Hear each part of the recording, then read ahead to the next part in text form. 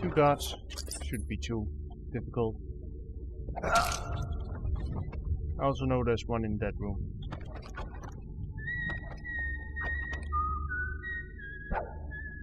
Ah. They bite your head.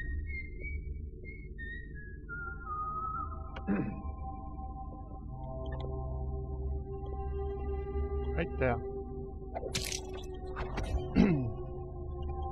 And that's all three of them. And the book. I'm gonna read that in just a moment. Because we're quickly gonna explore here. Well, I have full healing potion. Let's see what's over here. Another one. And some reds. And another thing to read. Come out and play. I'm basically just gonna kill them all like this.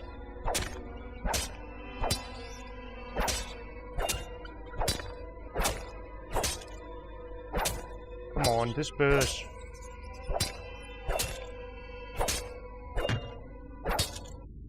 Off you go. Now what's in here?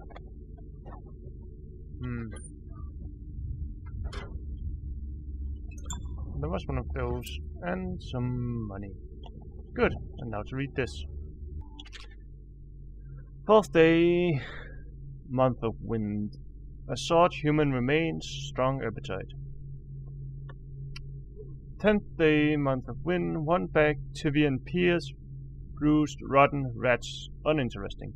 11th day, month of wind. 1 thin, potted whale meat, eaten. 13th day, month of wind. Human torso, no trouble finding corpse parts. 17th day, month of May, wind. No feeding, aggression, increased incident of cannibalism. 20th day, month of wind. Incident with previous maidservant will withhold feeding until the 1st day, month of darkness. Okay, that was his experiments on the rats. Now this one.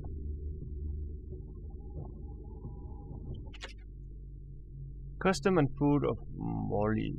Born and raised in Bristol, I spent my formative years in our small cities before settling in magnificent Dunwall. There, in the capital city, I learned to appreciate the finer things. When the opportunity arose to document my travels to Serkonos, Tivian, and finally Morley, I left my position as a clerk for the late Lord Estermont. Perhaps, like so many in Dunwalls, I suffered from being excessively cultured, but I found Marley disappointing. Over the course of this journey, I will explain why I found the festival of Chernos to be tiresome, despite the high banners, bare feet, and red robes, and why their renowned jelly ox tongue is something I will struggle to forget for many years to come. Interesting. Well, onward. Hi, rats. Flee before me.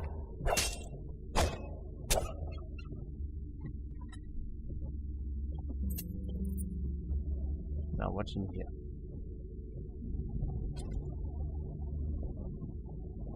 Avoiding the plague. Interesting. I'm gonna read that in just a moment. Just wanna loot this room first. Third structure.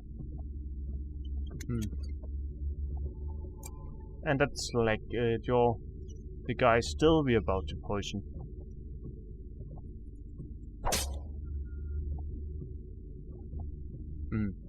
Well, let's read this.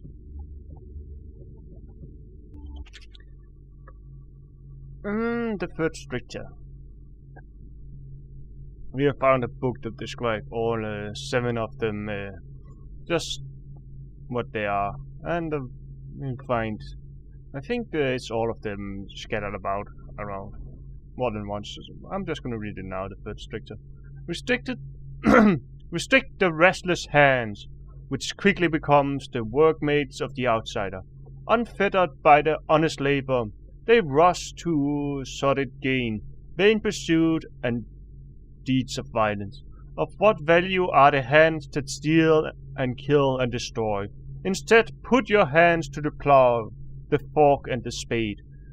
For even the lowliest labor that is righteous squeezes the muscles as a sponge, rinsing impurities from the mind and body. And that's the strictures of the Overseer. The guy we are trying to assassinate is the leader of them. Now, avoiding the rat plague. Much of the public still harbors false belief related to the plague. It is not true that the bile from the river crust will protect against the contraction of the disease, nor is it true that the crushed marley ochres act as a remedy, though it is speculated that both of these ingredients are used in both Sokolov's elixir and Pierre's remedy. Consumption of these products therefore exposure to the plague constitutes the only known means of resisting the disease. Further, the Abbey of the Everman warns against the superstitious practice. Not only is it ineffective to burn two hagfish and a cat together, inhaling the vapors while chanting the names of the plague dead, but it is also considered heresy by the Overseer and will be met with the full measure of the Abbey's law. Tell your neighbor and practice these things yourself. Avoid contact with the infected. Consume your ration of daily elixir, daily, preferable in the morning, and report anyone suspected of carrying the plague. Everyone must work together to stop the spread of the dreaded contagion. Yes. So basically, take your medicine and don't come in contact with people that are already sick. I could have told them that.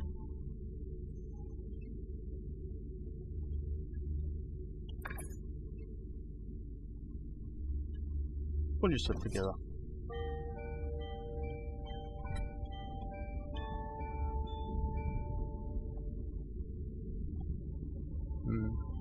Don't appear to be anything in here. I know there's two more people in this building. One guard, one mate. And they'll be up here, having a conversation. Wait, did you touch the door handle to Dr. Galvani's lab? Yeah, I think so. Then you have to scrub. The rats get their vital essences everywhere, the doctor said. Vital essences? Does that mean guts? I think so. So your hands need scrubbing. You're unclean. Unclean? That's nonsense. Can't we just... No, I told you. With rubbing alcohol or white vinegar. All right. What is he doing there all day? Ambrose says he breeds rats that carry the plague. Your friends are ignorant. The doctor is a brilliant man. If anyone can save this city, it's him. The royal physician is going to save us. I hear his new elixir is twice as good against the plague. I don't understand how Galvani can admire Sokolov. Royal physician or not, I hear Telly's a beast. A superstitious philanderer who spends more time with prostitutes than he does in the laboratory. Is this what it's going to be like when we're married? It is, isn't it? I hope not. I'm telling you now, I don't have the endurance for it.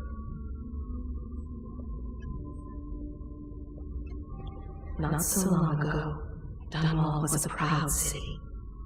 Is it the month of harvest? Time has lost all meaning. I told her to keep the children inside.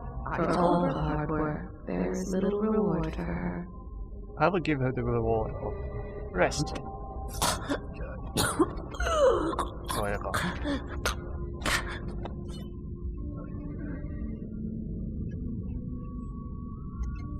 Now.